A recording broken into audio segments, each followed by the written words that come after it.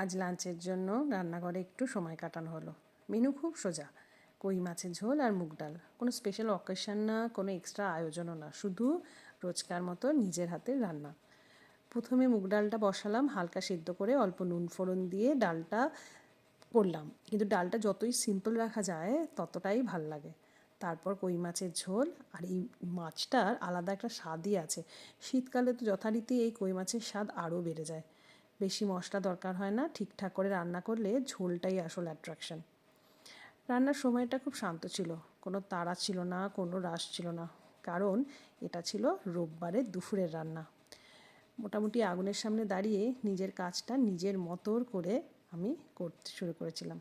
এই ধরনের লাঞ্চ আসলে আমাদের অনেকই কাছের, খুবই চেনা। গরম ভাত, এক বাটি ডাল আর সাথে কই মাছের ঝোল, এই কম্বিনেশনটাই আলাদা করে কিছু বলার দরকার পড়ে না। আজকের রান্নাটা তাই খুব নর্মাল, কিন্তু এই নর্মাল দিনগুলোই তো আমাদের রোজকার জীবনের অংশ।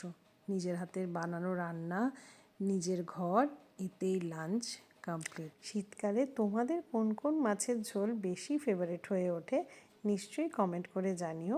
আর ভিডিওটা কেমন লাগলো নিশ্চয়ই জানিও। ভালো থেকো, সুস্থ থেকো, টাটা।